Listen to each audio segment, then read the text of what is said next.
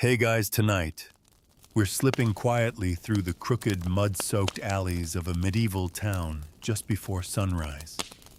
The fog clings to your skin like damp wool, thick with the stench of chamber pots, rotting fish, and soot.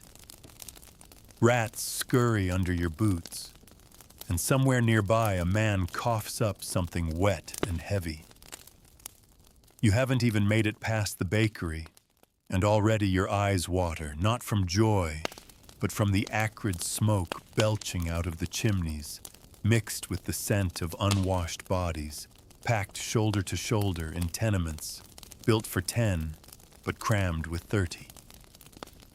If you thought medieval hygiene had a quaint candlelit charm, you're in for a rude awakening. Spoiler, you probably won't survive this. So before you get comfortable, take a moment to like the video and subscribe, but only if you genuinely enjoy what I do here. And hey, I'd love to know where you're watching from and what time it is where you are. Drop it in the comments. Now dim the lights, maybe turn on a fan for that soft background hum, and let's ease into tonight's journey together. You find yourself waking up in a straw-stuffed mattress, crawling with lice, the blanket stiff with sweat from nights past.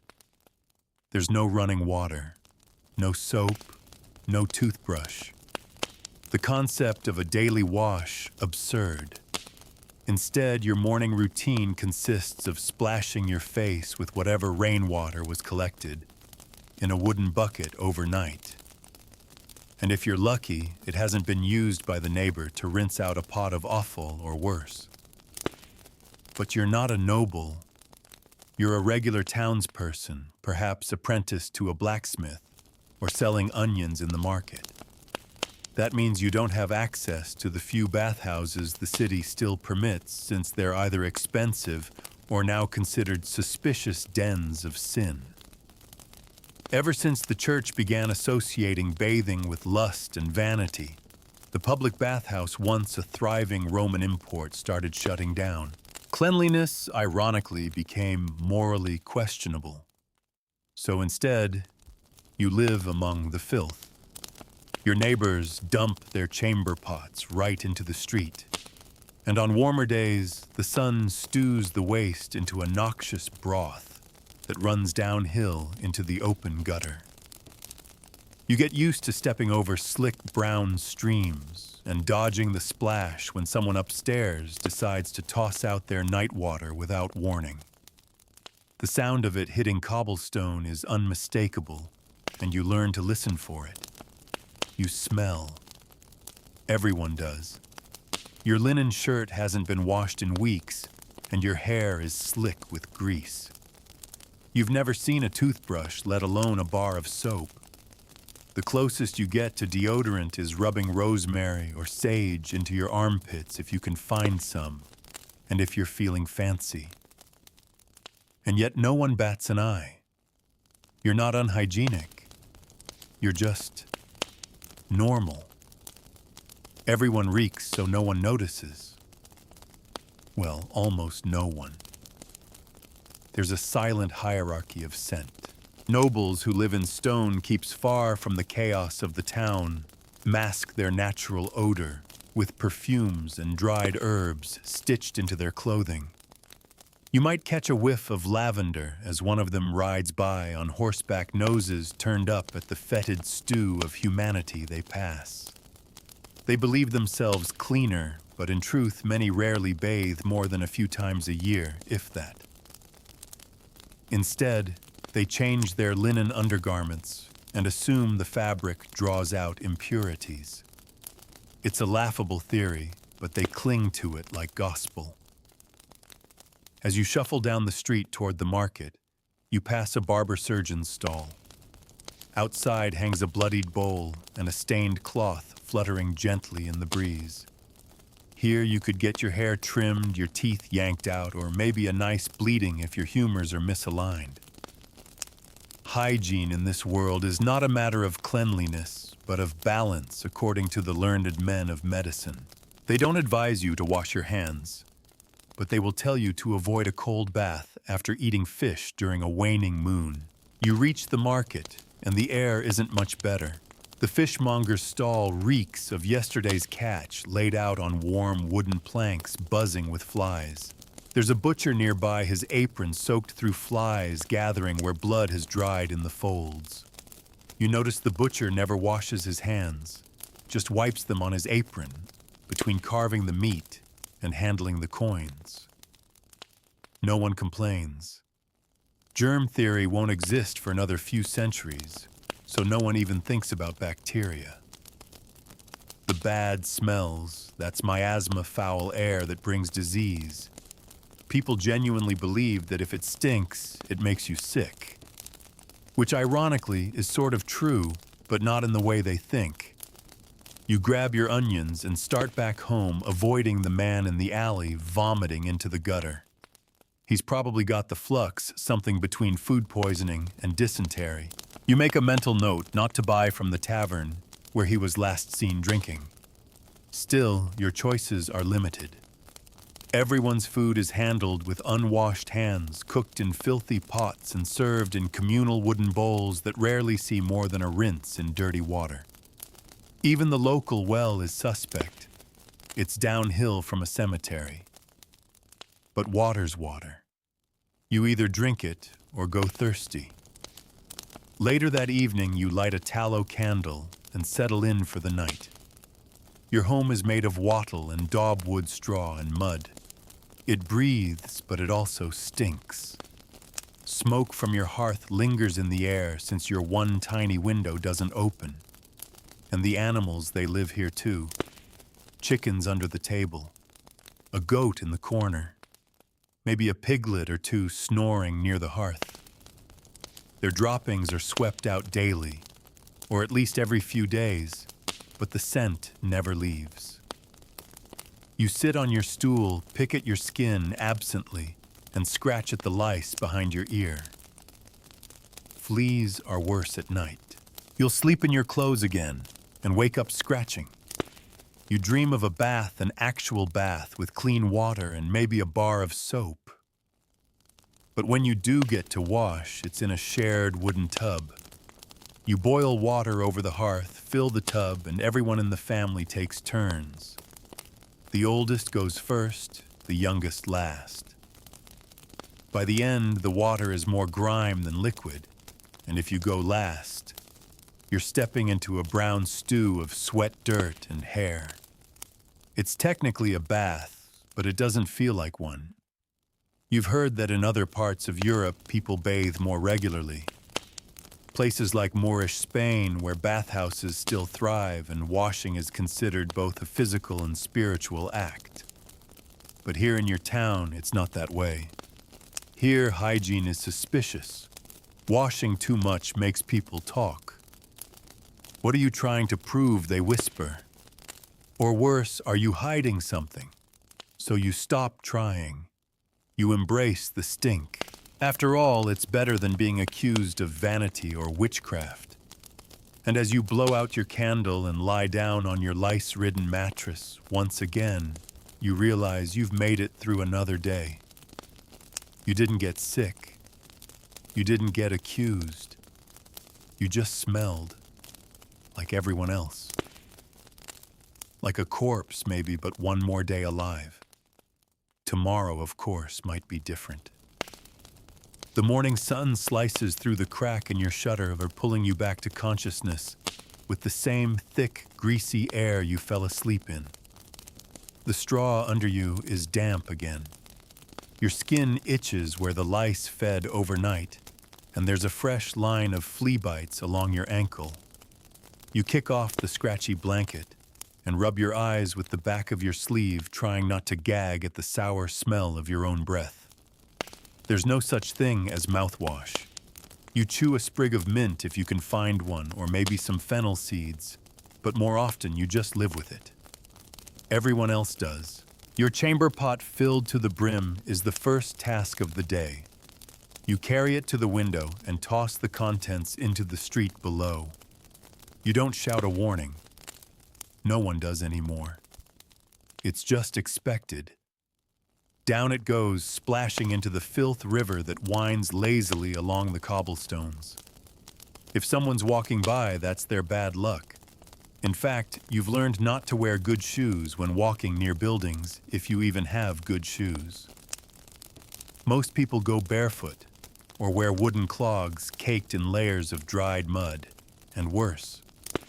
You head to the communal courtyard where the well sits like a relic from a cleaner age. There's a queue already, mothers with empty jugs, children with buckets, older men spitting phlegm into the dirt as they wait. The well water is cool and brackish, and you try not to think about what's upstream. Rats often fall in, and no one has the means to fish them out quickly. Still, it's better than drinking from the river. The river at this point is a roiling snake of excrement and rot. And yet some still wash their clothes there, beating them against rocks, the suds barely disguising the murk around them. Clothes washing is a ritual of desperation. You only do it when absolutely necessary, because soap is expensive and rare. When available, it's usually made from animal fat and ashes, soft, greasy stuff that doesn't smell pleasant, but gets the job done sort of. You wash your shirt in cold water, scrub it until your knuckles bleed, and hang it on a line to dry, hoping it doesn't rain and that no thief nabs it. Clothes are precious. Most people only have 1 or 2 sets worn until threadbare, patched repeatedly, then eventually turned into rags. A clean shirt doesn't make you clean, though. You still haven't bathed. Not properly. Not in weeks. When you do bathe, it's a planned event. You boil water over a fire, an hour's labor for just enough to fill a third of a wooden tub. You mix it with cold, step in carefully, and lower yourself into a lukewarm soup of your own filth. No soap, just water. You scrub with your hands or a bit of cloth. If you're lucky, someone traded you a chunk of coarse salt or old rye bread for a handful of lavender, and you scatter that in the bath for the illusion of freshness. It doesn't last. By nightfall, you're sweating again, crawling with fleas, your skin coated in the fine dust of street life. But bathing is risky too. People say it opens your pores, makes you vulnerable. There are tales of men who bathed too often and fell sick, even died. Cold water especially is feared.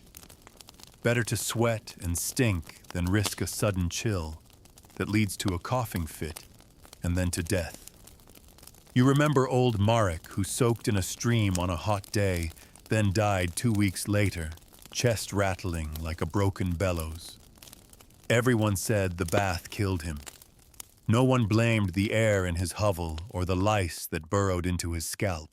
Instead of bathing, people turned to superstition.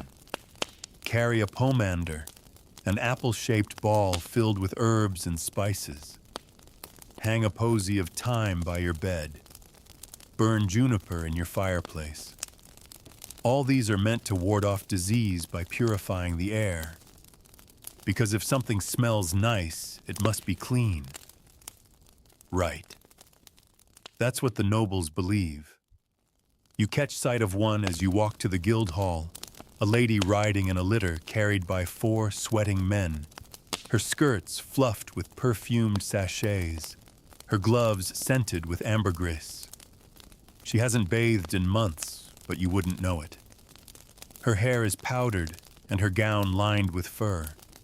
Beneath it, though, is the same grimy truth, sweat old skin, and the slow rot of never washing. Only difference is she can afford to hide it. Your path takes you past a churchyard, and the smell hits you like a wall. The dead lie shallow beneath the earth. And when the rain comes, heavy parts of them rise again, bones sometimes, or the sweet, sick stink of decomposition. Gravediggers are feared not because of ghosts, but because they reek of the grave. They work with the dead, and people believe that scent clings to the soul. You hold your breath as you pass. The The priest swings his censer during Mass, filling the church with frankincense. Not for beauty, for masking. 1,000 unwashed bodies pressed into pews, shoulder to shoulder, breathing, coughing, scratching. The incense is the only thing standing between worship and vomit. You sit quietly through the service, surrounded by the smell of bodies, musty wool, greasy hair, and the sour tang of anxiety. You've long stopped noticing it. But every now and then, when a breeze stirs the hem of your tunic, you catch a whiff of yourself and think, maybe today I'll wash. You won't.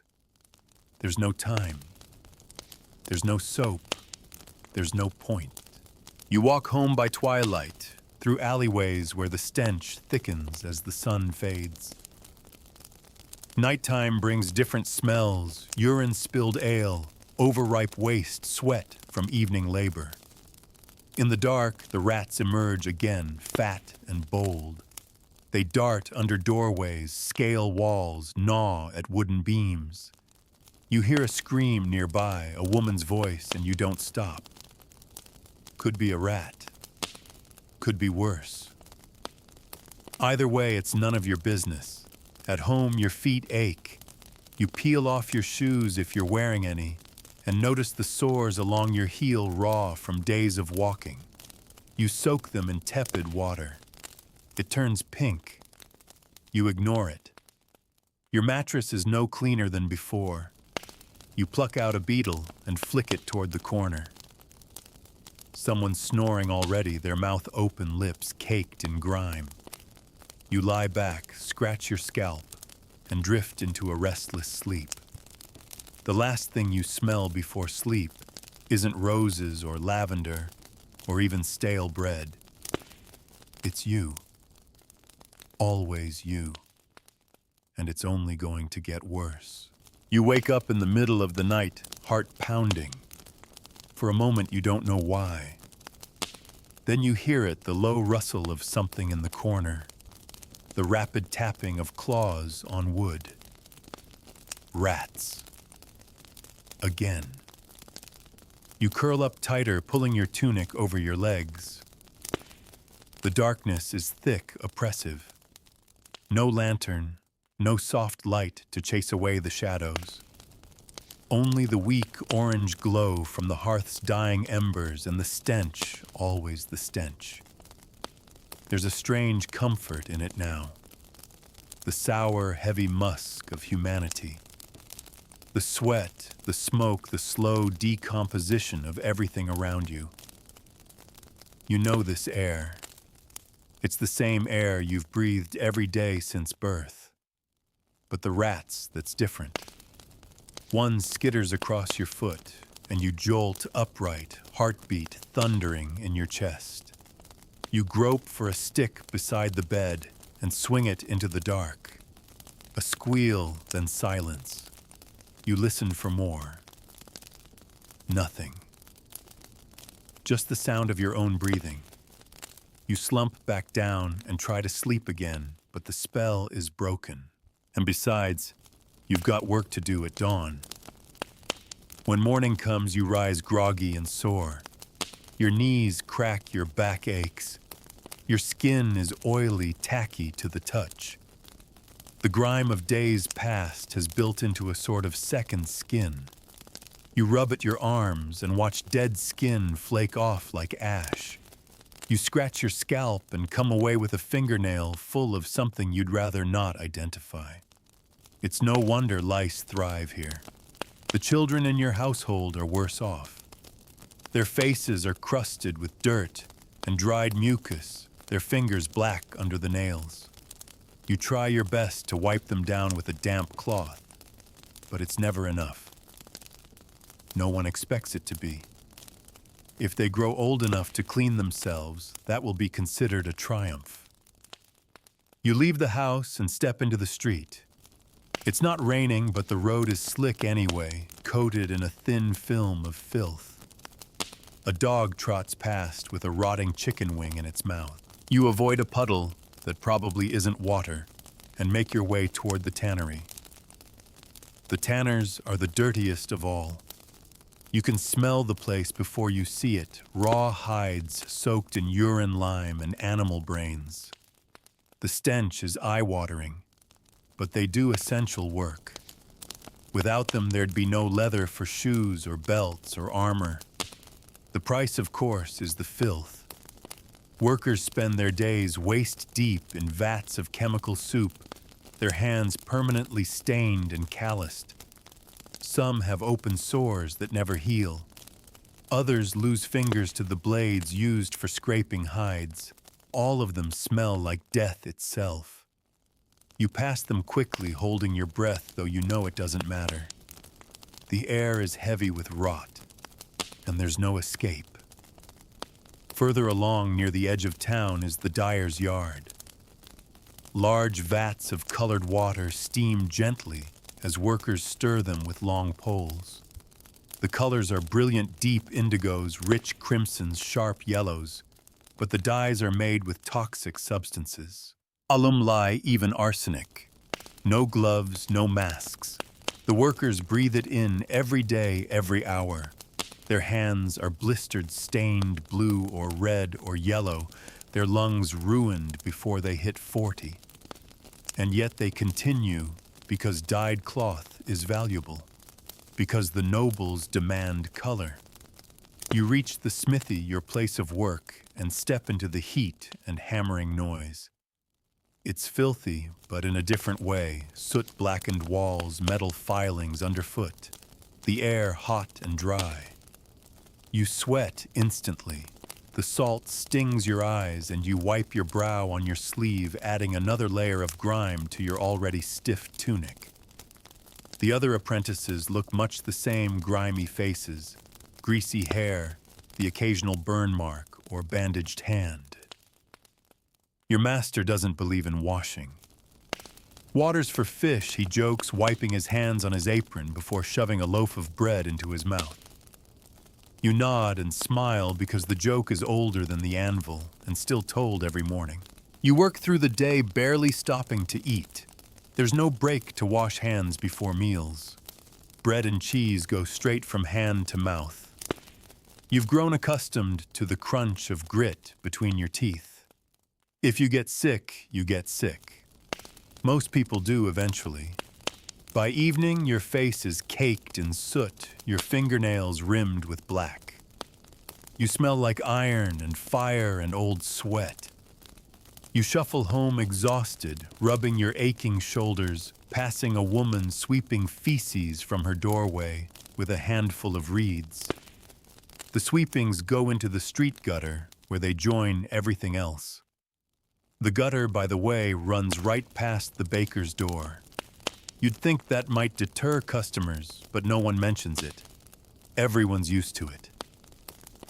The baker's hands are as unwashed as yours, but the bread is warm and you gladly trade a coin for a round loaf on the way home. You tear off a piece and chew eyes on the road, dodging a beggar covered in open sores. Leprosy. You've seen it before. Some towns have colonies outside the walls, where the sick are sent to die in peace, but many still wander the streets, heads, covered faces, rotting behind cloth. The smell gives them away before you even look. A mix of decay and oozing flesh. You try not to stare. You try not to breathe. Home again. You duck into your hovel bolt, the door behind you. The hearth is warm and the stew has been simmering all day, a thick sludge of barley onions and maybe meat if someone found any. You eat straight from the pot with a wooden spoon darkened by years of use. No one washes it. Not really. Maybe a rinse, maybe a scrape. You're too tired to care. Later, as night falls and the fire dims, you try to clean yourself just a little. You take a cloth, dip it in tepid water, and rub your face and armpits. It's not much, but it helps. You think maybe you smell slightly less than before. Then you catch the scent rising from your bedding. Never mind. You lie down, wrap your cloak around you, and close your eyes. The rats return. The lice tickle your neck. You drift off, nose full of ash dirt and the lingering scent of your own existence. Sleep well. You'll need the rest. Tomorrow promises more of the same. The roosters begin their chorus before the sun breaks the horizon, and you groan as you rise, scratching at a fresh patch of bites along your waist. The night brought little relief, only more sweat and more scratching. You swing your legs over the side of the bed and immediately regret it. The floor is cold and damp, and your toes press into something squishy. You don't bother to investigate. It could be a bit of rotten food, a puddle from the leaking roof, or something far worse. Either way, it's just another morning in a medieval home. You dress in yesterday's tunic, your only tunic, and cinch it with the same scratchy wool belt that leaves an itchy ring around your waist. A waft of your own scent hits your nose as you lift your arms. It's a pungent blend of sour sweat smoke and the earthy tang of unwashed flesh. You grimace, then shrug. There's no help for it. No fresh clothes, no hot shower. You toss a splash of cold water onto your face and call it a wash.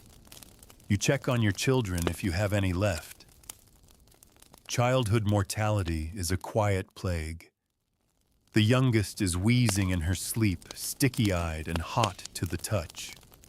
You wipe her brow with a damp cloth and say a silent prayer. She makes it to spring. Illness moves like a whisper through homes like yours. It starts with a cough or fever, spreads by touch, by air, by breath. Hygiene, or lack thereof, is the silent killer, but no one knows that. They blame bad air, sinful living, or the will of God. Out on the street, the day begins again with the sound of waste splashing into the gutter. Someone's dumping their pot a little too casually, and it splatters dangerously close to your shoes. You sidestep, tug your hood over your head, and keep walking. You head for your friend Martin's house today. He's a cooper, and you owe him help in exchange for repairs on your water barrel. He's already hard at work when you arrive bare-chested and sweating over the iron hoops that hold the barrels tight. The smell of sweat, sawdust, and sour ale clings to him like a second skin. You exchange greetings without a handshake. People don't touch much these days. Not just because of dirt, but because sickness has made everyone suspicious. Martin's wife hands you a cup of something warm. You hope it's beer. It might be broth.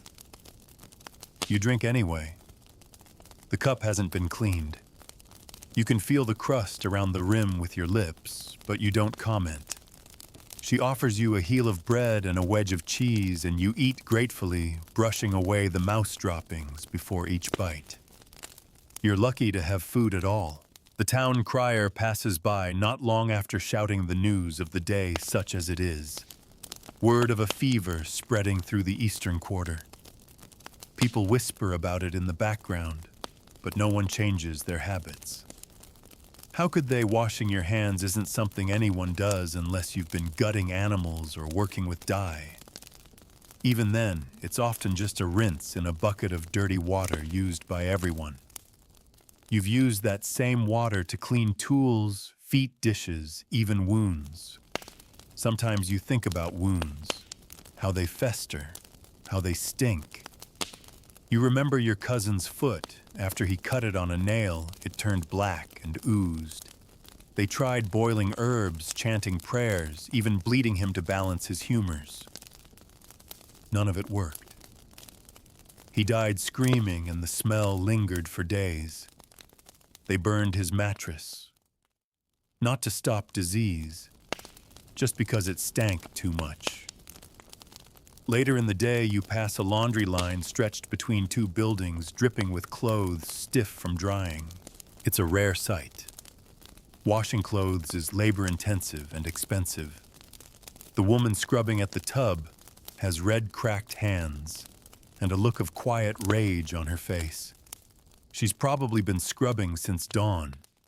The soap she's using is homemade animal fat wood ash and a bit of lye. It burns the skin and smells like wet fireplace mixed with pig grease. Still, it's better than nothing. But don't mistake the presence of water for cleanliness. Most homes don't have running water. You carry it from wells or streams, sometimes from rain barrels. It's heavy, it sloshes, and it's rarely clear. You drink it, wash with it, cook with it, all from the same wooden bucket. Sometimes moss grows on the inside. Sometimes bugs drown in it. You pick them out and go on with your day. The poor don't own bathtubs. At best, you share a wooden basin the size of a wine barrel. You squat in it, knees drawn to your chest, and someone pours tepid water over your back. Maybe you scrub with a cloth, maybe not. If you're in a family, you take turns. First the father, then the sons, then the mother, then the daughters. By the end, the water is thick gray and sour, and it's better than nothing. Soap is a luxury. Most villagers don't use it regularly. The lucky ones might trade for a rough block from the monastery, a mix of tallow ash and herbs. It doesn't lather. It's not fragrant, but it gets some of the grime off if you scrub hard enough. Mostly people rely on dry wiping, brushing themselves with straw or stiff cloth, or scraping off dirt with dull knives or shards of pottery. You remember an old woman who used to sweep herself with a bundle of dried twigs starting from her shoulders all the way down. Brush away the devil, she used to say. She believed dirt was spiritual, not just physical. In a way, she was right. In this world, dirt isn't just what's under your nails, it's a reflection of your poverty, your desperation, your inability to escape. By nightfall, you're back home, your back aching from a full day's labor. You consider washing your feet, they hurt the most. But the water is cold, and your bucket is nearly empty. You decide to wait till tomorrow. You sit with your family by the hearth, sharing what little you have. The stew tastes the same as it always does, onions, cabbage, maybe a bone for flavor. You pick something out of your bowl and try not to think about it. There's no point worrying. You've eaten worse. The baby starts to cry again. Her fever hasn't broken. You rock her gently and feel her forehead. Too hot. You know what's coming, but you don't say it. You just hold her close and let the night settle in. You lie down once more, wrapped in the same blanket, surrounded by the same unwashed walls, breathing the same musty air. You think briefly about the bathhouses of the past, the Roman ones with running water and hot steam-scented oils and smooth marble. They say people used to bathe every day. Can you imagine every single day? You try, but it feels like a fairy tale. Here in your world, the only thing that runs daily is the filth in the gutters. And you've long since stopped noticing. Your baby died at dawn. She was still warm when you found her curled like a kitten in the crook of your arm, her tiny hands clenched and face pale beneath a smear of soot on her cheek. You sat there for a while, not speaking, not crying, just staring at her little body and listening to the outside world continue as if nothing had happened. As if this didn't happen to someone in every street every day. There are no clean linens to wrap her in. Only the same cloths you use for everything, eating, cleaning, bleeding. You choose the one with the fewest stains. You wash her body as best you can using what's left in the water barrel, but the water is gritty, speckled with ash and bits of straw. She deserves more, but this is the best you can do. You clean the dirt from her fingers. You wipe the mucus from her nose. She still smells like a child, milk, sweat, and smoke. You hand her over to the priest by midday. He blesses her quickly, eyes already flicking to the next mourner in line. There are no coffins, not for the poor, just a burial shroud and a hole in the ground. And she'll be buried shallow in the common pit. You know the rain will churn the soil, and you dread what that means. But there is nothing else. When you return home, the silence in the house is crushing. You notice the smell first, how her absence sharpens everything else. The sourness of the unwashed clothes, the rot of leftover stew, the stagnant tang of water in the corner barrel. You start to clean because it's something to do. You sweep the floor, wipe down the table, scrub at a stain on the wall that never really comes out. But no matter how much you scrub, the smell never leaves. It's in the walls, in the beams, in you. By mid-afternoon, your neighbor Greta stops by. She's brought a little bundle of herbs, rosemary and hyssop. You thank her, and she nods solemnly. She's lost 3 children. She hangs the herbs near your hearth, and for a moment, the air smells different, brighter, cleaner. But it fades quickly. The smoke returns. The grief lingers. You think again of cleanliness, of what it really means here. It isn't about health. It's not about looking neat. It's a luxury, a privilege, a whisper of dignity. The wealthy soak in tubs of heated water poured by servants and scented with oils imported from distant lands.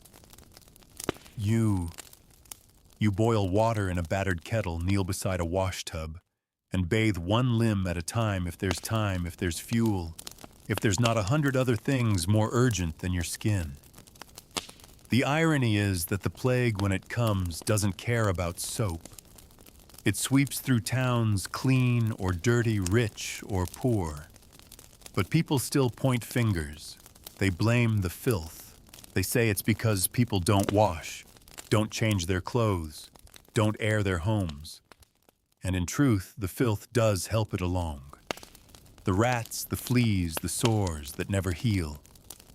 You don't know this yet, no one does, but the enemy lives in the dirt, in the blood, in the air you breathe. And so people begin to panic. In some towns, they chase down bathhouse workers and accuse them of spreading disease through steam and sorcery. In others, they burn down the homes of the sick, thinking fire will purify the street. They close churches, outlaw markets, ban handshakes. But no one washes more. They just carry more herbs, wear bigger cloaks, and walk faster past the gutters. You've heard stories from merchants returning from the south tales of cities where people wear strange masks with long beaks filled with lavender and camphor. They say it blocks out the death smell, keeps the plague away. Maybe it works. Maybe not. You'll probably never find out. Today you focus on your own small corner of the world. You take down your shirt and brush it clean with a stiff broom. There's no washing it now, not in winter. The stream is frozen and the well water is too precious. You scrape the collar with a knife and shake out the straw. It's still stiff with sweat. Still carries your scent. But it looks a little better. Maybe that's enough. You comb your hair with a bone comb and wince at the knots. The lice flee as you pull them out. You crush them between your thumbnails and toss them into the fire. Pop. Pop.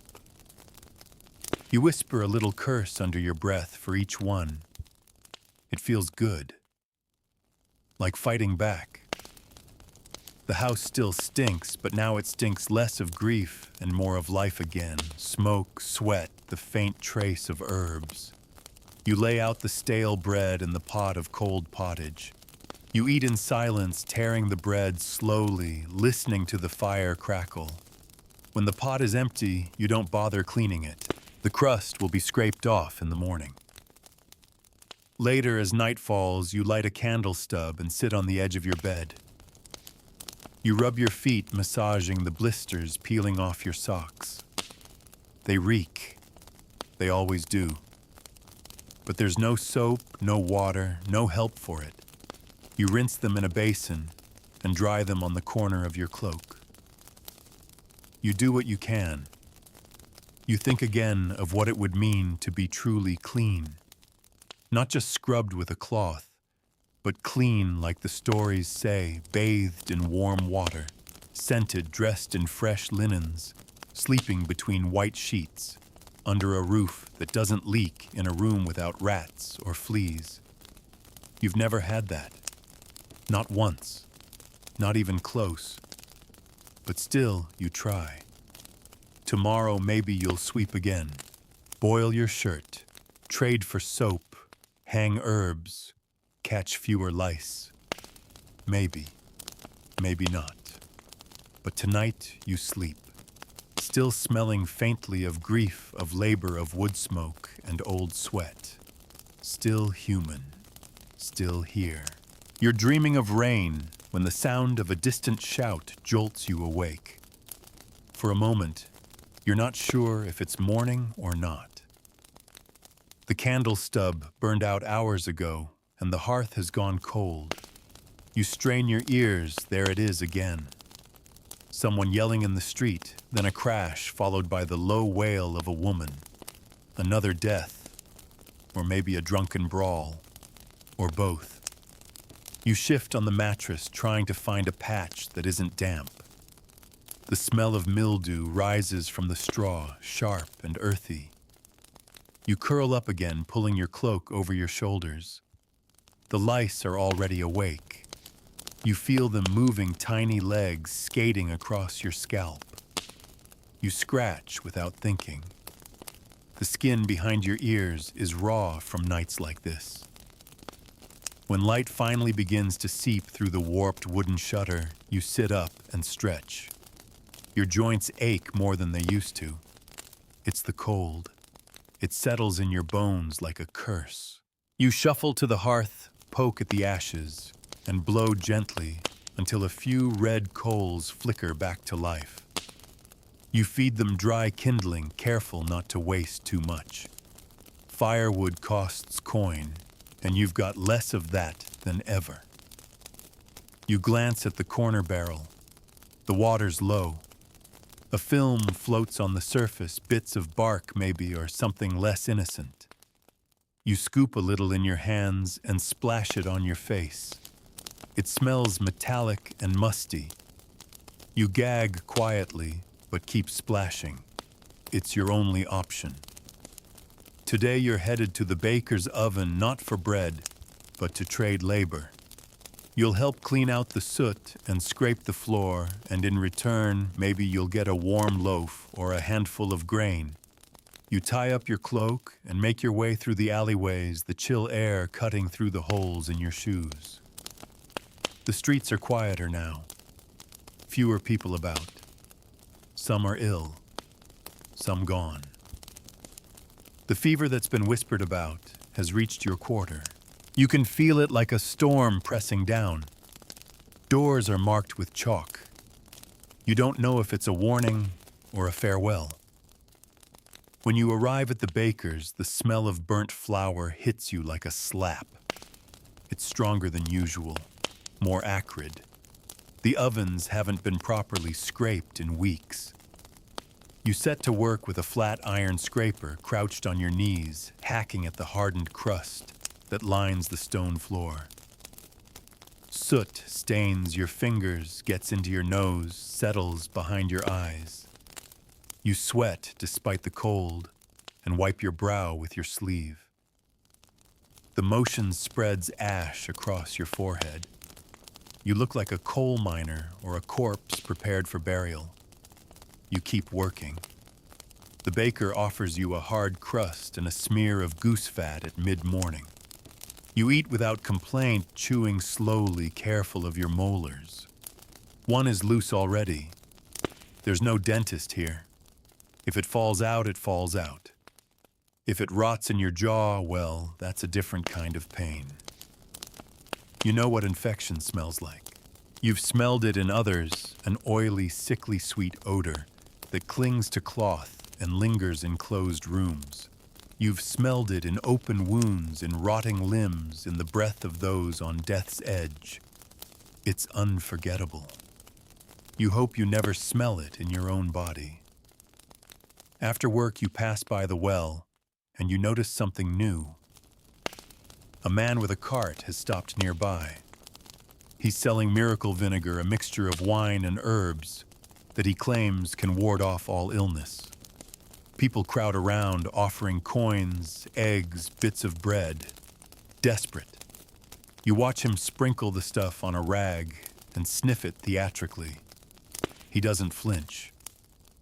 But then again, he's selling it. He can't afford to. You remember something your grandmother said once: if it smells clean, it's not. She was talking about quick fixes, about perfumes and powders used to hide deeper rot. She scrubbed floors with salt-burned juniper when someone coughed and dunked her feet in vinegar every night. She still died in the second wave of fever, but she lived longer than most. As you walk home, a wind picks up blowing dust and waste into the air. You pull your hood low and squint against the gusts. The gutters overflow with runoff, brown, bubbling, reeking. The waste of the whole town funneled into narrow channels that choke and clog with every storm. Children play nearby barefoot, laughing, splashing in the muck. You want to yell at them, but what's the point? You did the same when you were their age. Everyone does, until they learn. You reach your door, duck inside, and bolt it behind you. The warmth is minimal, but it's better than the wind. You light the hearth again and sit close, fingers outstretched. Your hands are black with soot and grime, but you barely notice. You try to remember the last time you truly felt clean. Not just less dirty, but clean. It's a difficult memory to conjure. You scrape the dirt from under your nails with the tip of a bone needle, and you find dried blood under one. You don't know whose. Maybe yours. Maybe not. You heat a little water, barely enough to fill a small bowl and soak a cloth. You wash your arms one at a time, then your face, then your neck. You stop at your chest. The rest is too cold. Too much effort. You wring out the cloth and hang it by the fire. It'll be stiff by morning. You prepare your evening meal, a scrap of cabbage, a heel of bread, a bit of gruel you'd rather not identify. It's warm, at least. You eat in silence, watching the fire flicker in the corner of your eye. Later, as the sky darkens, the street outside echoes with coughing and the creak of cartwheels. Someone's being taken to the sick house. You recognize the voice Elric the Weaver from 2 doors down. His cough started last week. You wonder if he'll return. You doubt it. You lie down on your bedding, pull the blanket over your shoulders, and try to breathe through your mouth. The stink of the world still clings to your hair, your skin, your clothes. But you're used to it now. You can't imagine life without it. And so you sleep not clean, not safe, but still alive. And in this world, that's something close to a miracle. The next morning starts with silence. Not the peaceful kind, but the heavy breath-holding kind that settles over a town when something has shifted. You open your eyes to a cold room and a faint light filtering through the shutter. You listen. No footsteps, no dogs barking, no shouting vendors, just the occasional rustle of wind and the eerie creak of timber shifting in its joints. You step outside into a street that feels wrong. It's not empty exactly, but the usual rhythm is missing. Fewer people, fewer voices. and a smell that makes your stomach clench, acrid, metallic, and strange. It's not the rot you've grown accustomed to. This is different. This is the smell of fever. You see a body near the gutter, partially covered with a wool blanket. No one approaches. The cloth is soaked through from the night's rain, clinging to the curve of the spine beneath. You don't look at the face. You don't want to know if it's someone you recognize. You continue walking your steps slower now. Every doorway has a story.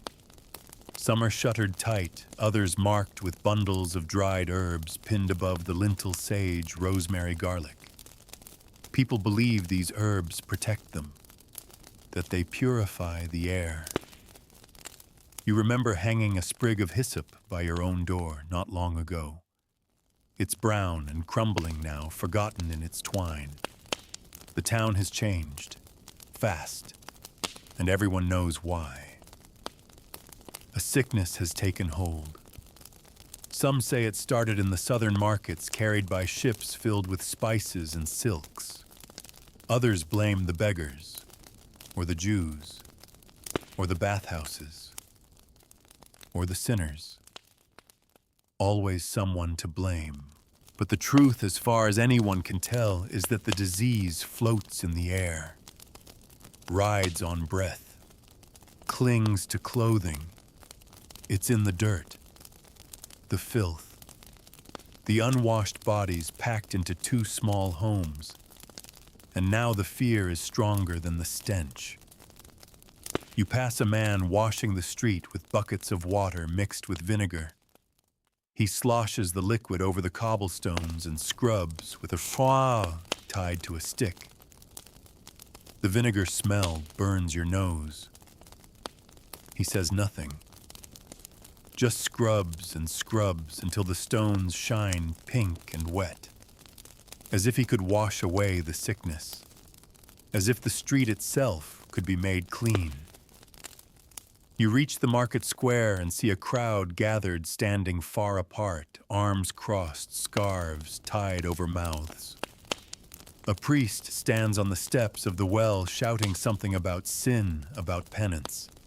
He waves a wooden cross and swings a censer filled with smoke that drifts over the heads of the silent watchers.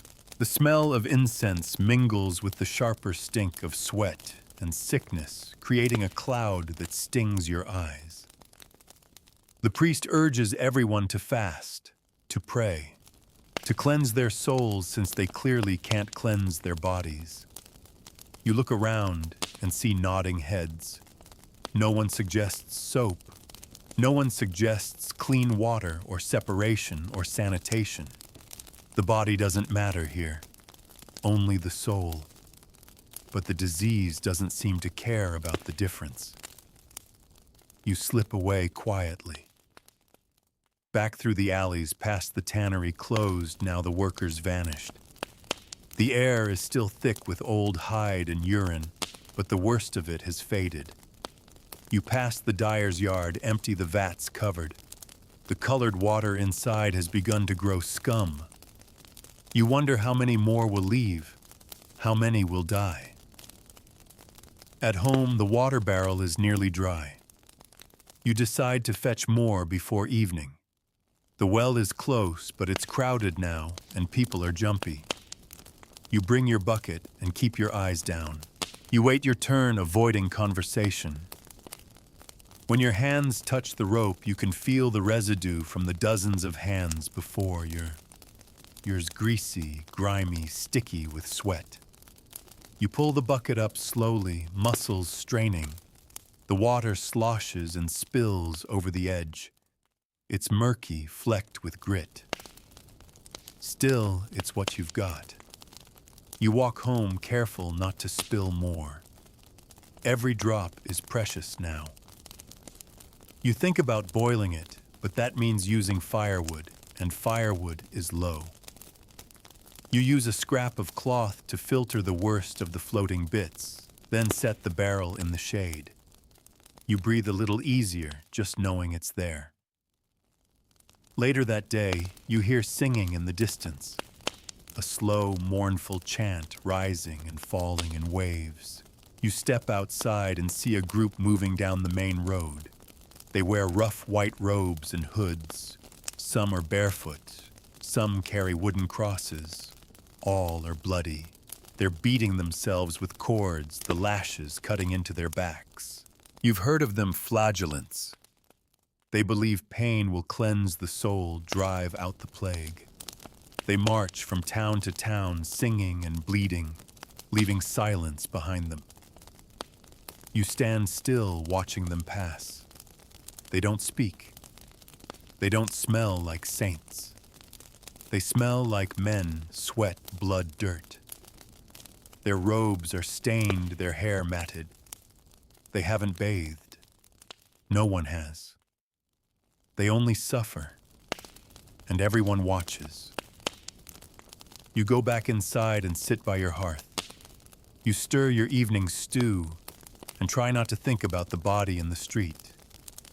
You chew your bread slowly, grateful it's warm. You clean your bowl with the edge of your cloak.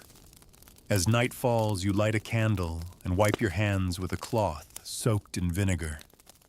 The smell lingers in your skin, sharp, sour, strange.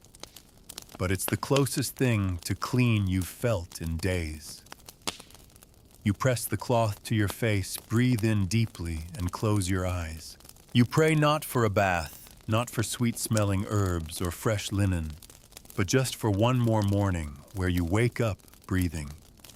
And you know deep down that even if you do, the world outside will smell a little worse, a little heavier, but you'll walk into it anyway. Because what choice do you have? The morning air is thick and gray, carrying the scent of wood smoke, damp earth, and something else, something cloying like spoiled meat.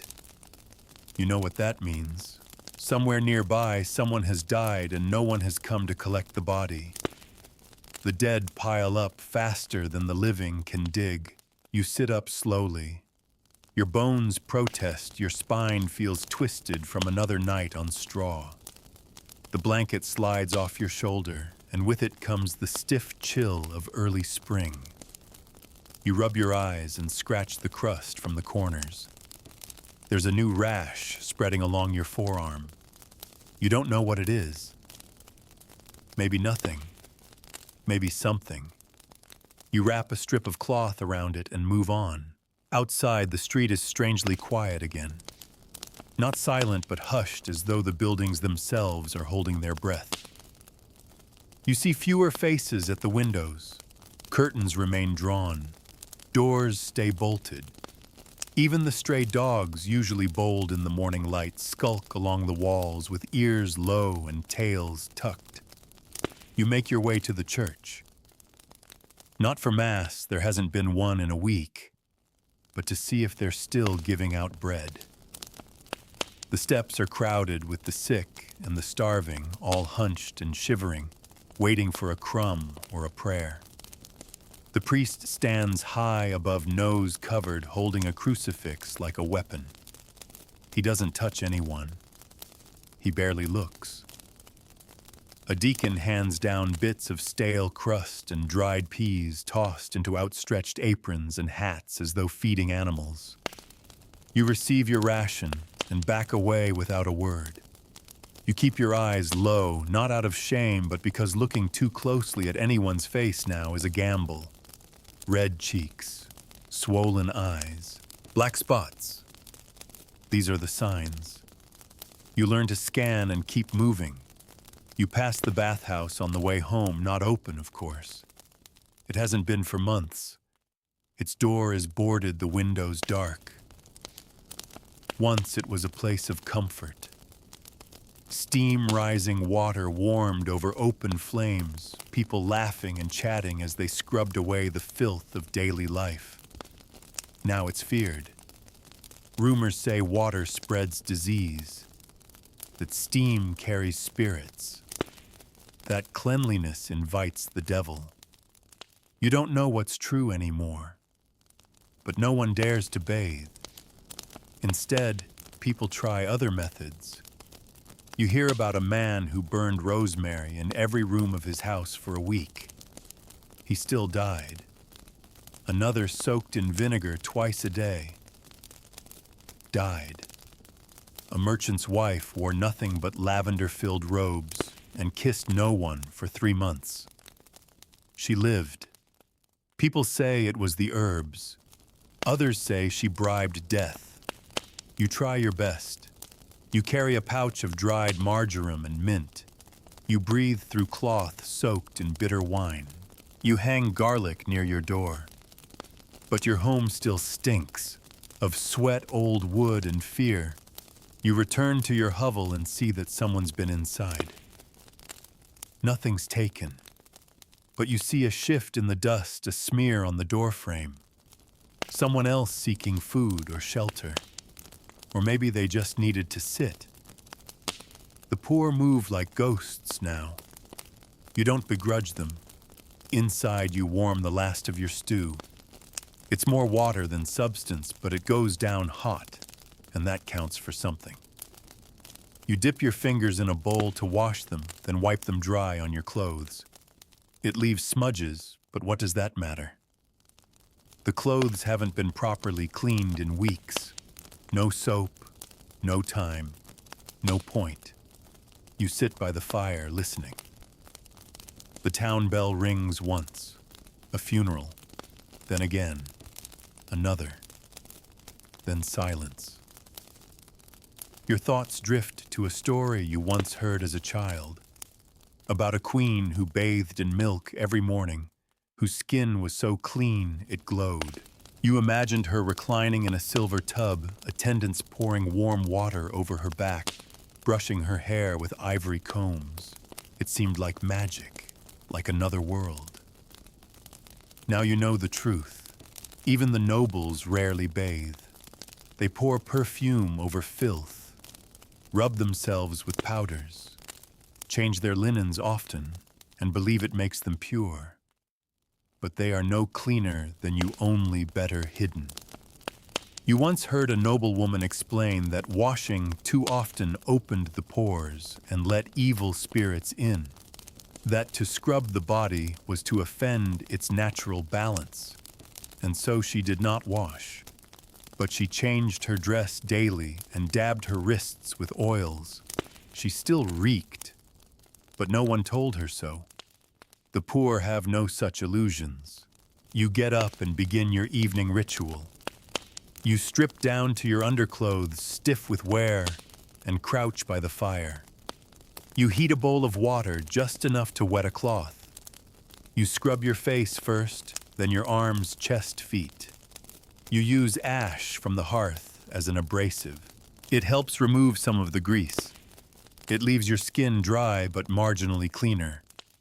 You dump the bowl outside and watch the water swirl into the mud. The cloth you'll hang to dry. It'll be stiff as leather by morning. You look down at yourself, red skin scratched raw in places, patches of rash bug bites like constellations along your arms. Your fingernails are dark, your feet cracked. You smell less bad, maybe. Not good. Never good. You lay out your bedding and lie down in the semi-darkness.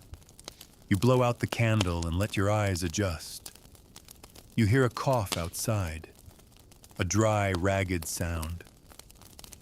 Then a door creaks, then silence again. You wrap your cloak around you tighter and close your eyes. Your dreams come slowly muddled by fatigue and the weight of another day. You dream of water, of a deep lake, clear, still. You sink into it and feel the dirt lift from your body, spiraling away like smoke. You wake with the taste of it on your tongue.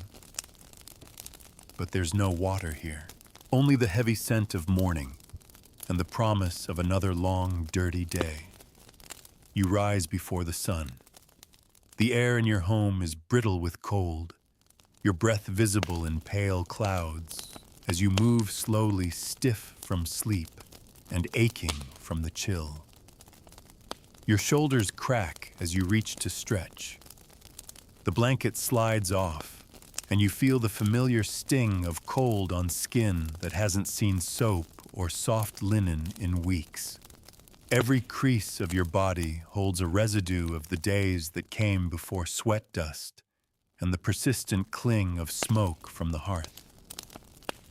The scent of yourself hits you before you stand. Sour, earthy rank, but what else is new? Outside the town is still cloaked in half-darkness. The frost clings to the wooden beams of houses and sparkles on the surface of the waste-lined gutters. You throw on your cloak, stiff from dried mud and sweat, and step into the street. A dog rummages through a pile of refuse, growling low. There's no sound of bells, no chatter from the stalls, just the creak of shutters opening and the slow, cautious movements of people beginning another day of survival. You head toward the town edge where the washerwomen sometimes work. They've built a makeshift shelter near the frozen stream using bent wood and old cloth to block the wind.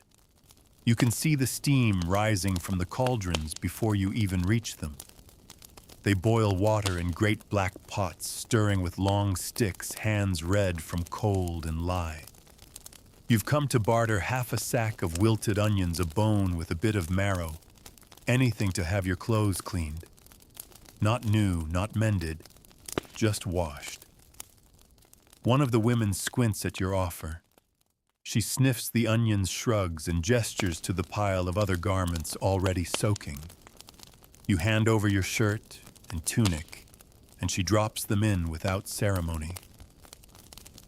It'll be hours, maybe longer. You leave wrapped in your outer cloak and the long linen undershift beneath. You already feel the cold soaking in. But something in you shifts. Even just the hope of clean clothes feels like defiance. A tiny strike against the filth clinging to every inch of your life. You pass by the old bathhouse again. The sign is weather-worn and hanging by a single rusted chain. It swings lightly in the wind, creaking like an old man's knees. No one goes near it anymore. You pause, peering into one of the dark windows. Inside, the benches and tubs are still there, coated in a layer of dust. You imagine them filled with water, steam rising, voices echoing. Not the ghostly silence that clings to it now. You continue on, thinking of the stories your grandmother once told about cleanliness. How in her youth she visited a monastery where monks bathed regularly every Friday like a ritual. They believed clean skin pleased God. But that was before the plague, before fear reshaped belief into something colder, more suspicious. Now dirt is more than neglect. It's protection. People believe washing removes a layer of safety, that the body once stripped of its grime becomes porous, exposed to disease. Better to stink and survive, they say. And so they wrap themselves in layers and let the sweat fester underneath. Nobles hide it with lavender, the poor just live with it. You pass a man selling herbs in little bundles tied with twine. He shouts about protection and purity. Keep the plague at bay, he yells. Bundle of thyme and rue, sniff it daily and live. You remember when such things were sold for their flavor. Now they are talismans. You buy one anyway, tucking it inside your cloak. It smells sharp and green. It gives the illusion of cleanliness, and sometimes that's enough. By midday, the town has awakened. More people are in the streets, now moving slowly, carefully. Few talk. No one touches. You make your way back to the washerwomen and are surprised to find your clothes already hanging stiff and steaming on a wooden frame. You thank the woman with a nod and trade the onions without a word. She doesn't look at you. No one looks at anyone anymore. You dress slowly, carefully. The shirt is damp, but the cold doesn't bite as much when you know it's clean. You breathe in deeply. There's no perfume, no sweetness, but the sharp smell of ash, lye, and water is something like hope. You feel lighter, different, almost human. Back at home, you pour the last of your water into a small basin and use what little warmth remains in the coals to heat it slightly. You soak your feet. The relief is instant. They've cracked and bled from days of walking in hardened shoes and filthy streets. The water clouds quickly with dirt. You pat them dry with a clean corner of your cloak and wrap them in cloth. You spend the afternoon sweeping the floor, shaking out the bedding, airing the room as best you can. The wind that rushes through the open door smells like winter and wood smoke, but also decay. Somewhere nearby, someone is burning old clothes, maybe a body. Still you scrub. You toss out the straw from your mattress and lay down a fresh layer. It's coarse and dry, but cleaner. You tuck sprigs of herbs between the wall and your bedding. Not for health, for smell. You boil water for gruel and eat slowly. You wipe your mouth with your sleeve, then remember you're clean. You reach for a rag instead. It's a small thing, but it matters. For a moment you remember who you used to be, or who you hoped to be. As dusk settles, you light a candle and pull your cloak tighter. Your home smells different. Still not fresh. Still not free of rot and smoke. But better. You lie down and close your eyes. Your skin is dry. Your hair is still tangled. But your shirt is clean, your feet are wrapped, and the lice have fled for now. You sleep. And in your dreams, you're not just surviving. You're beginning quietly to resist. By morning, the lice are back. You feel them before you open your eyes. Tiny feather-light skitters near the nape of your neck, crawling across your temple. You don't panic. You don't even flinch. You've accepted them like weather, like cold toes and sour breath. You reach behind your ear and pinch one between your nails. Pop. You flick it into the ashes beside your straw bedding and wipe your fingers on your shirt. The clean shirt you traded food for just yesterday. Already it smells like you again. Still, something about today feels different. You rise with a bit more steadiness in your step. Maybe it's the lingering feeling of clean feet, or the faint smoky scent of the thyme and sage tucked into the folds of your bedding. You pull on your cloak, now stiff where it dried too close to the fire, and tie it tight at the waist. A new day, a new layer of grime. Outside, the air is heavy and cold. It sticks in your lungs, damp and close. You cough once, then twice. Just a dry cough. You tell yourself it's nothing. The town is quieter again. The carts aren't rattling past like they used to. Fewer feet on the streets. The butcher's shop is shuttered, and the windows of the cooper's home are boarded from inside. You don't ask questions. You already know the answers. You make your way toward the square where the healers sometimes gather. Not doctors, not in the modern sense, no white robes or clean tools. Just old women with jars of honey and vinegar, men with pouches of roots and rusted knives. They carry bundles of dried herbs or bowls of water in which they float pieces of blessed bread. They speak softly, muttering prayers under their breath. You approach one of them, an old woman with a bent back and fingers like twigs. She squints at you, then gestures for your hands. You show her the rash creeping down your wrist. She pokes at it, sniffs, then opens a pouch and produces a thick salve. It smells of garlic and something sour. She smears it on without ceremony and hands you a sprig of tansy. For your hat, she rasps. Keeps the rot out. You give her a few coins more than it's worth, but not nearly what her gesture deserves. As you leave, you tuck the tansy into your hood. It smells sharp and clean in a wild sort of way. You catch a breath of it as you walk and feel something stir like the first time you washed your face in the well as a child. That small thrill of cold water and a new beginning. It doesn't last, but you hold on to it. The rest of the day is spent scouring tools. Your neighbors, what's left of them, have started preparing for the spring markets, uncertain whether they'll ever reopen. You help a smith grind the rust off a pile of discarded knives. The grit stings, your eyes gets into your teeth.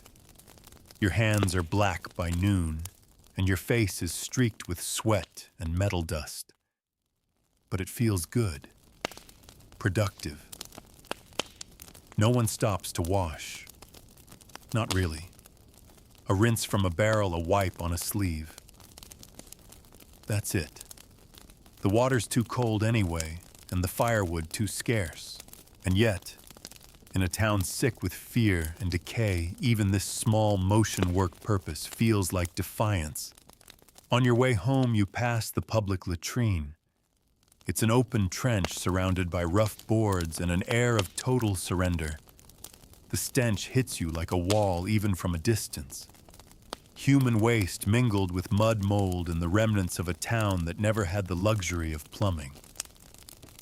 You walk faster. By the time you reach your door, the sky is dimming. Your feet ache. Your back throbs. You light your hearth, careful not to waste more kindling than needed. You boil what little water you have and dip a rag into it. Not for a bath, just for your hands, your face, the back of your neck. You strip off your shirt and scrub under your arms. The cloth comes away brown. You rinse it and do it again. You catch your reflection in the dark glass of the window. It's barely visible, warped and hazy, but you stare anyway. Your skin is rough and raw. Your hair is wild. Your eyes sunken. But your face looks alive. You press the cloth to your cheek and exhale. After dinner bread and weak ale, you tend to your bedding. You shake out the straw again. You sprinkle dried lavender, what little you've saved. You smooth the linen shirt across your chest and fold your arms behind your head. You think of the queen in her milk bath again. You wonder if she dreamed of you just once. Of a poor soul crouched over a basin of cold water, hands red from scrubbing eyes, raw from smoke teeth, on edge from grit. Probably not. But you think of her anyway. You dream again that night. In the dream, you are walking through a garden barefoot, wrapped in linen. There is a stream ahead, and you kneel beside it. You cup the water in your hands and pour it over your head. It is warm, clean, endless. The sun is shining. The air smells of thyme and pine and nothing else. When you wake, it's still dark. Your pillow smells like smoke again. The lice are back. But your hands are still clean. The first thing you notice when you step outside is the sky. It's the kind of gray that doesn't move, thick, heavy, and unmoving, like someone hung a woolen blanket across the heavens. The air presses down on your shoulders, but worse than the weight is the smell. A new one. Rancid, sickly sweet, and unmistakable. Death is near. You follow the scent like a bloodhound, without wanting to nose wrinkled breath held tight. Then you see it. A cart. Wooden iron-rimmed wheels pulled by a single thin ox, its ribs showing beneath matted hair. The driver wears a hood and scarf wrapped so tightly around his face that only his eyes peek through. Behind him, the cart is stacked limbs and torsos wrapped in stained cloth, a mass of humanity bundled like firewood. One hand dangles free fingers blackened at the tips. You step aside. Everyone does. No one speaks. No one dares to look too long. The cart creaks by wheels, groaning in protest, leaving behind a wet trail from the soaked cloth and the fluids beneath. A rat scurries after it, tail twitching. You spit on the ground and keep walking. It's laundry day again, or what passes for it. You've scraped together enough soap, 2 small foul-smelling chunks of animal fat, and ash traded from a wandering tinker for an old belt buckle. You boil water, mixing the soap in until it softens. The smell hits you like a slap, burnt tallow and smoke, but it lathers. That's enough. Your shirt, once white, now a patchy yellow-gray, goes into the pot. You stir it with a stick. Bits of lint float to the surface. You're not sure if they're from the fabric or from your skin. You pour more hot water over it, then beat it gently against a flat stone outside your door. The stone has seen years of this. It's smooth, stained with soap, sweat, and rain. A woman passes by and nods at you. She's carrying a bucket of coal, her face lined deep from squinting through soot and wind. Her child clings to her skirts, barefoot and coughing. She says nothing, just keeps walking. You wonder how long she's had that cough. You wring the shirt out and hang it over the line. A gust of wind nearly carries it away. You chase it, clamp it down with an old wooden pin. The breeze offers no real freshness. It smells of damp straw, boiled cabbage, and rotting fish. But it moves the air at least. You wash your underclothes next. The water turns brown almost immediately. You scrub harder. Blisters rise on your knuckles. You don't stop. You rinse them in the leftover water twice, then lay them beside the shirt. The wind grabs at them, flapping them like surrender flags. You strip down to your linen undershirt and crouch near the fire. You heat more water this time, just enough for a cloth bath. You soak the rag, wring it out, and start with your face. Your cheeks sting. You work your way down neck, shoulders, chest. You skip your legs. They're always hidden. You've convinced yourself the dirt protects them. You dry off and put on your cloak again. You feel lighter. Not fresh, never that, but a little less heavy, a little more bearable. Later, you help a neighbor slaughter a pig. The butcher's gone sick or dead, no one's sure, and meat waits for no one. You help hold the legs. The squeals turn quickly to silence. You avert your eyes. You've done this before, but it never gets easier. Blood pools in a shallow bowl, sticky and hot. You catch the smell, sharp, coppery, strangely clean compared to everything else. You help gut it, peeling back skin, separating fat, sorting organs. You wipe your hands on straw, then rinse them in the trough. No soap, just water. You still smell like blood, but it's better than nothing. You're paid with fat trimmings and a hunk of meat wrapped in cloth. It'll feed you for days if it doesn't spoil first. You boil it right away, stew it with onions and old turnips. The broth smells rich. You'll eat well tonight. As dusk settles, the sky darkens fast. The clouds part slightly, just enough to reveal a streak of fading pink. It's the first color you've seen in days.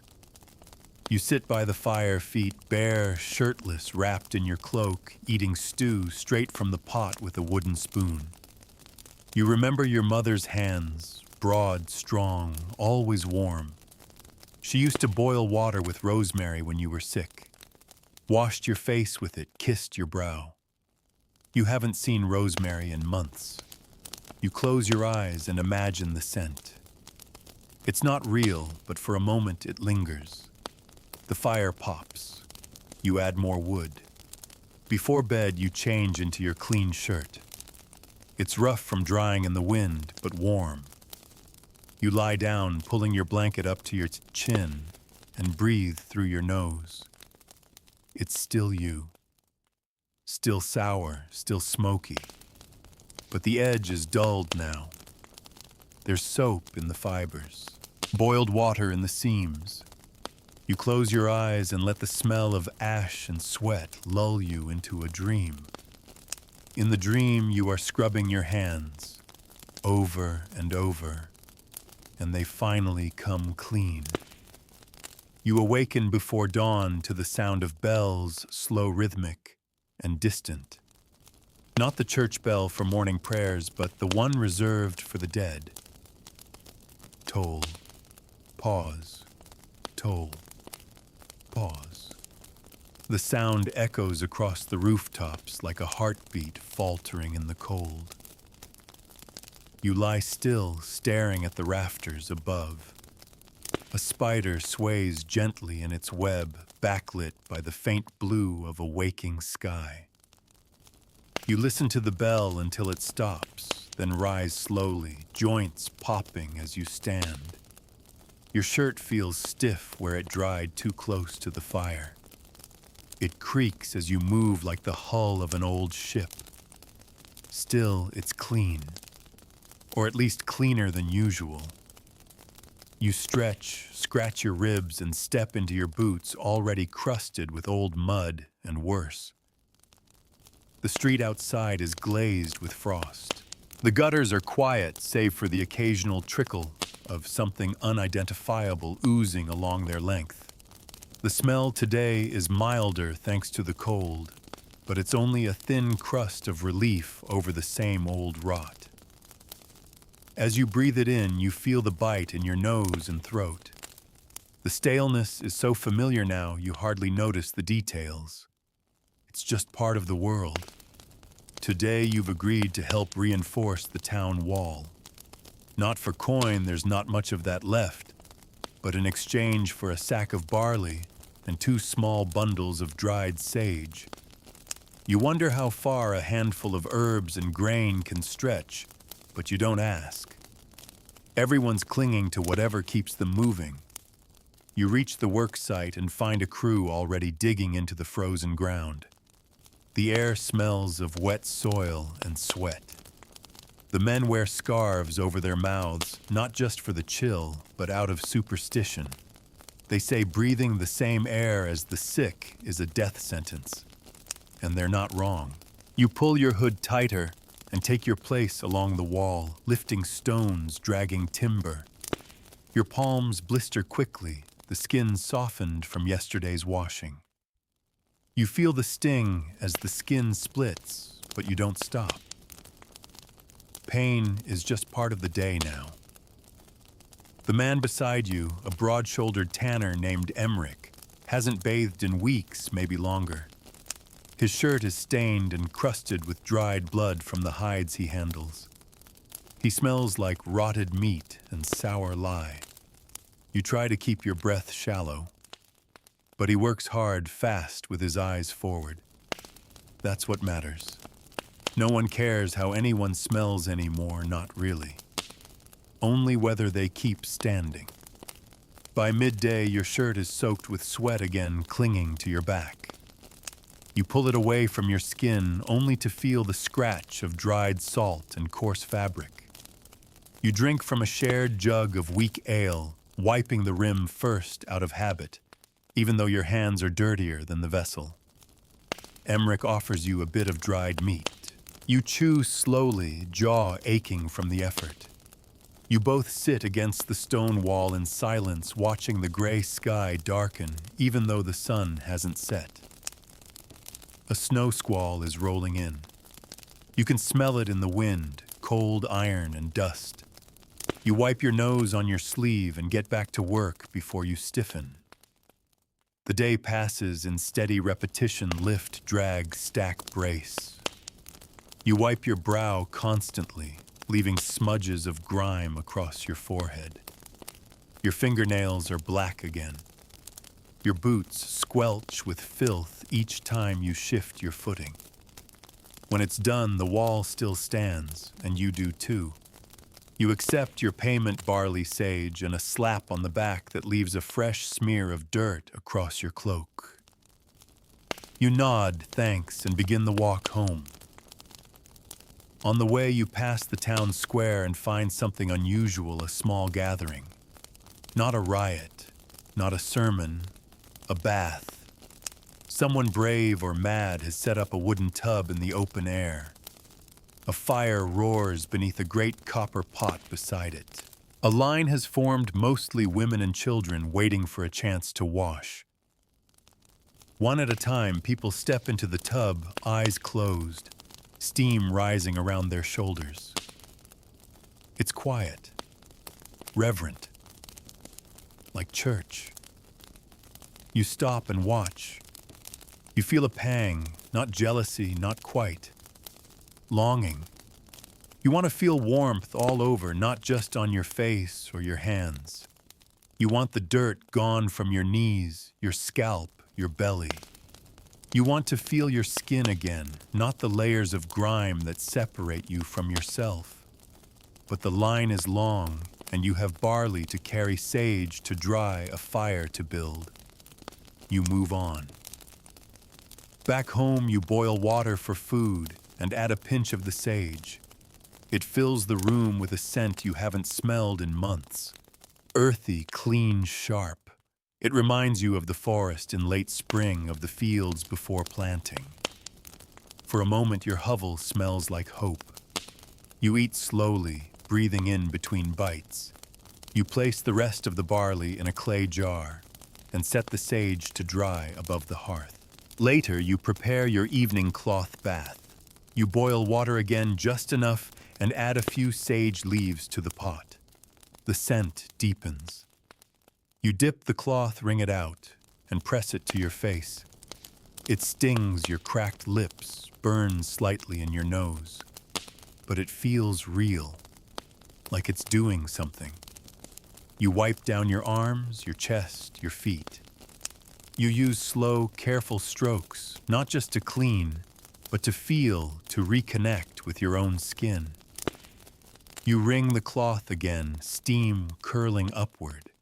It's not a bath, but it's a kind of baptism. The fire crackles softly as you lay back in your bedding. The smell of sage still lingers. The shirt against your skin is still stiff. Your hair still smells faintly of smoke and wool. But your feet are clean. Your hands are clean. And that's enough. You close your eyes, listening to the quiet outside. No shouting, no carts, no bells, just wind. And for tonight, that silence is a kind of peace. You wake to the sound of scratching, not rats for once, but something more deliberate. You hold still, ears pricked. It's coming from the door. A soft, slow scrape. Then a whisper. Please. Bread. You rise without thinking. You crack the door open just wide enough to see a boy no older than 10 kneeling in the dirt. His face is smudged, his lips cracked white from cold and thirst. His eyes are too big for his face. He looks like someone you might have known once before everything changed. You don't ask where he's from. You hand him the last heel of your barley loaf and close the door before he can say thank you. You press your back against the wood and exhale. That bread was meant for tomorrow. But then again, everything is meant for tomorrow these days. And yet tomorrow keeps arriving with its hunger and cold and smell. You begin your day as you always do, with fire. You prod the coals until a few spark back to life. You blow gently, then feed in thin twigs until flames lick the blackened pot. Today's meal will be thin again, a broth made from yesterday's bones, an onion that's just this side of rot, and a single sprig of sage you saved. The scent fills your tiny room and masks the mildew for a while. Your fingers, when you dip them into the rising steam, are rough and split at the knuckles. The skin along your thumbs is blackened from work and wind. You rub a bit of fat on them and wrap them with linen. You won't feel better, but at least you'll feel something. Outside, the world has hardened. Snow still clings to corners of the street, but mostly it's slush, now gray, foul, flecked with waste. The gutters are running again, choked with filth from a town too tired to clean itself. Somewhere nearby, someone is burning clothes again. You can smell the wool and sweat in the smoke. Someone died. Someone tried to destroy the evidence. You step carefully, the slush sucking at your boots, your toes already soaked. You head to the apothecary, not because you're sick, not yet, but to barter for anything that smells cleaner than the air. Something sharp, something alive. The shop is quiet. The shelves are emptier than usual. Dried roots in paper bundles, clay pots sealed with wax. You trade a tin cup and a worn comb for a small bottle of rosemary tincture. It's almost clear, but the smell is strong cleaner than anything you've owned in weeks. You uncork it and let a single drop fall into your palm. You rub it across your chest, your throat, your temples. The scent burns. It makes your eyes water. You love it. On the way home, you pass the church. The doors are open now, not for mass, but for the sick. The pews have been pushed aside and replaced with pallets and straw. The smell hits you before you cross the threshold. Urine, sweat, vomit, old blood. Death. But still, you step inside. You help where you can, handing water to the delirious, placing cool rags on foreheads. You don't touch skin if you can help it. Everyone wears a cloth over their face. Some have stitched herbs into theirs. Yours is soaked with the last of your rosemary tincture. It helps a little. A girl clutches your hand with surprising strength. She has no hair, left her skin yellowed with fever. "Do I smell?" she asks. Her voice is raspy. You lie. "No," you whisper. Later, as dusk falls, you leave the church with your sleeves damp from sweat and holy water. You smell like other people now, like the sick, the dying, the prayers no one wants to say aloud. You reach home and strip at the door.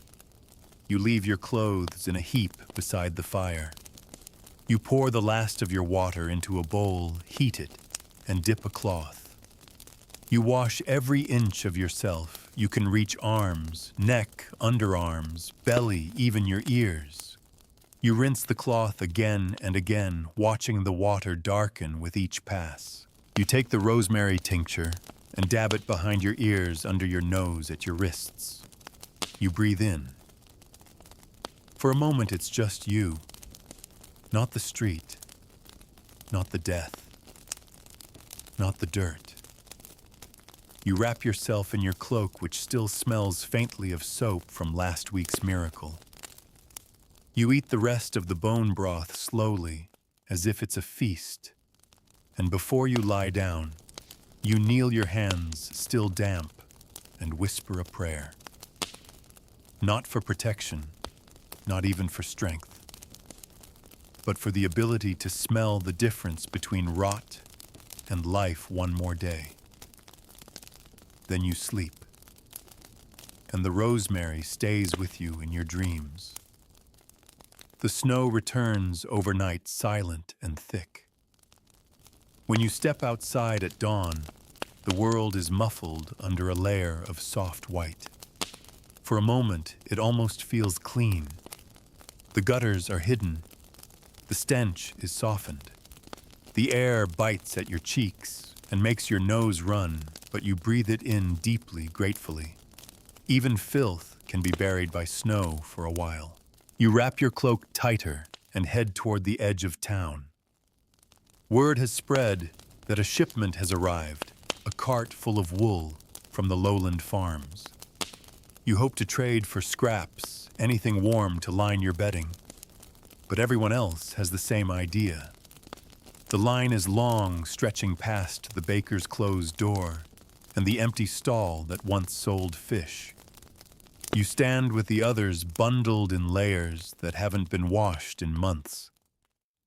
Around you, the collective scent is something between wet dog and spoiled grain. You can pick out individual notes if you try damp leather, unwashed feet, grease mildew, and something worse. But no one speaks of it. To comment on a neighbor's smell is to risk hearing about your own. You shift your weight from foot to foot, trying to keep warm. The man in front of you is missing a shoe. His toes are blue nails blackened, and you look away. Behind you, a woman sneezes into her shawl. She mutters an apology. You don't reply. When your turn comes, the merchant eyes you're offering a strip of salted meat and a few beads from a broken necklace. He considers, then tosses you a bundle of rough, scratchy wool. Not clean, not soft, but warmer than what you have. You nod your thanks and leave quickly. Back home, you shake the snow from your shoulders and lay the wool by the hearth. It smells like a sheep that's been rolled in ashes. You wrinkle your nose but fold it carefully and line your straw bedding with it. It will itch. It will shed. But it might help you sleep. You boil a pot of water, just water, and add the last of your dried mint. It's more for the smell than the taste. You sip it slowly, letting the steam rise around your face. The scent fills the room, lifting the corners of the damp, smoke-stained air. You think about how strange it is that something as simple as a warm scent can make you feel human again. Later, you walk to the common fire pit in the town square. A few of your neighbors are there warming their hands, sharing stories in hushed tones. One man is burning old clothes, his wife's, you think. She died 3 days ago, and no one came to carry her away. He buried her himself. He doesn't speak much now. You sit nearby and listen. A woman talks about a miracle herb she heard about from a traveling monk. Another claims vinegar in the nostrils cured her cousin. A boy swears that boiling pine needles and inhaling the steam keeps death at bay. You nod along, not because you believe, but because hope is all anyone has left. Someone passes around a lump of soap, real soap, hard and pale with a faint smell of animal fat and herbs. You all take turns holding it, smelling it, passing it like a relic. No one uses it. It's too precious. Just touching it feels like bathing. As the sun sets, you make your way home again. The snow crunches under your feet. The wind has shifted, and the town's usual stench returns a mix of rotting food dung and the slow decay of human life. But it doesn't hit you as hard tonight. Maybe the cold is numbing it. Maybe your nose is too used to it.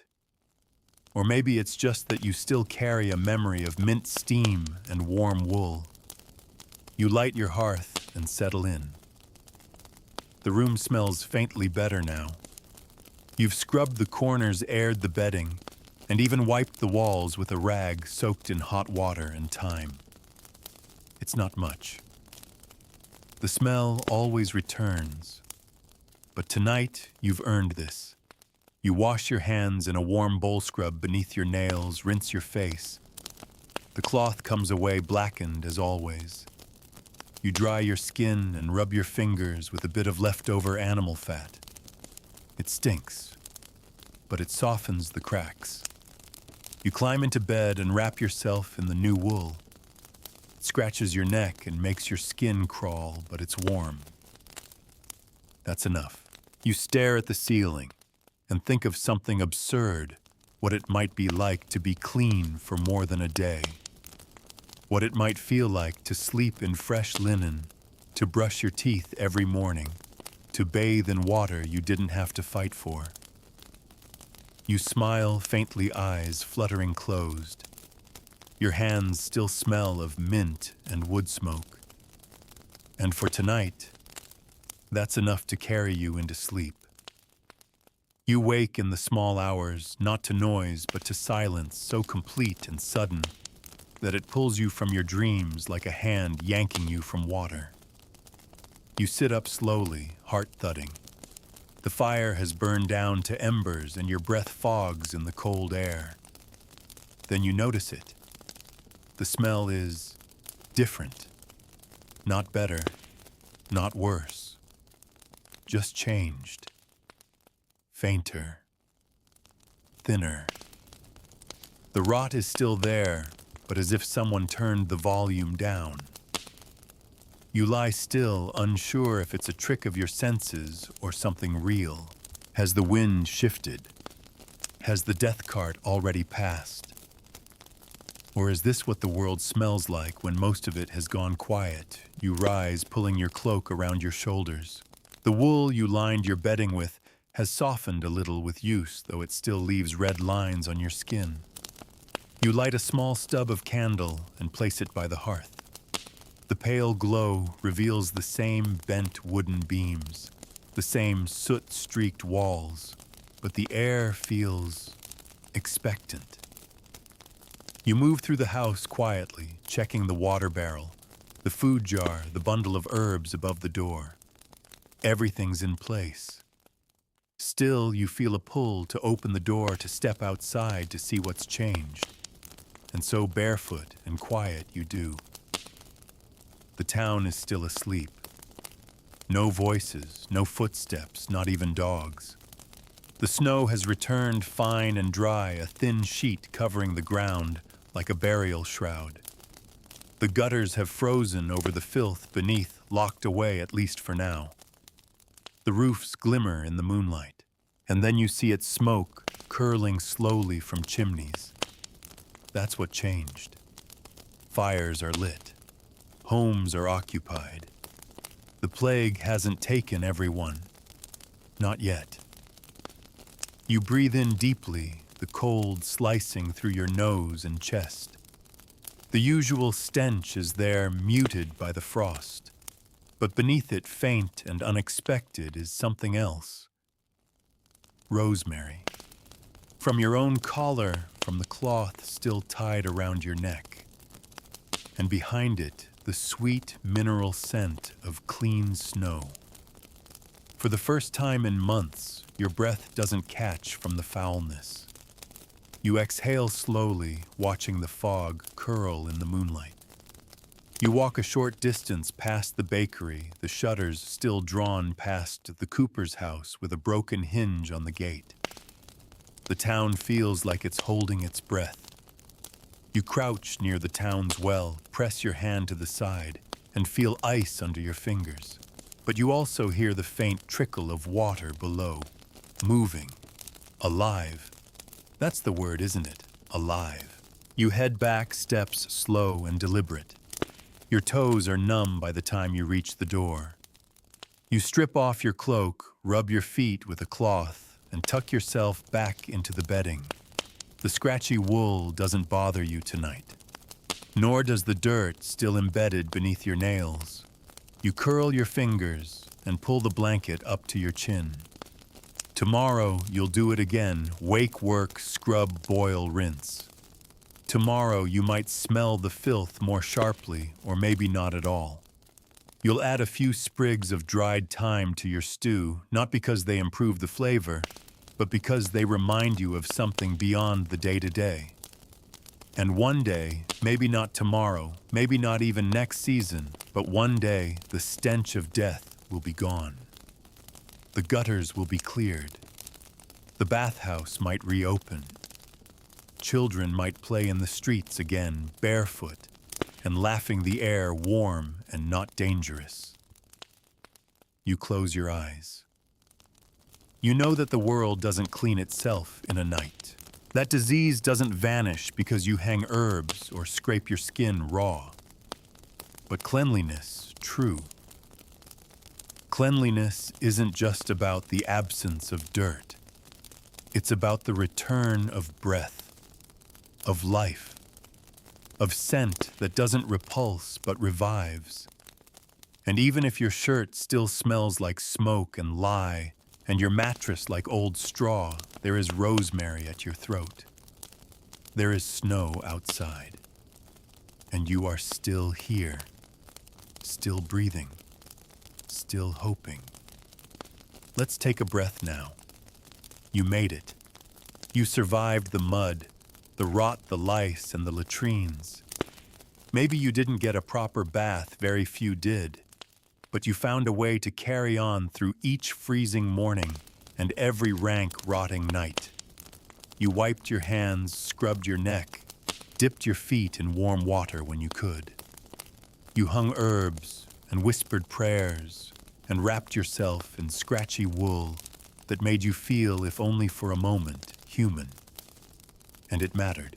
In a world where death lurked on every doorstep and no one dared to speak of the stink around them, your quiet acts of resistance, your cloth baths, your clean fingernails, your mint-soaked rags became more than just survival. They were dignity, defiance, life itself. As you lie there now in your own warm space, cleaner than they ever dreamed of being, know this: your ancestors endured filth so profound, it would haunt our noses forever if memory had scent. And yet they lived. They dreamed. They passed down not just stories, but instincts, like the way we still light candles, still wash our hands, still breathe deeply when the air smells like rain. So take a deep breath now.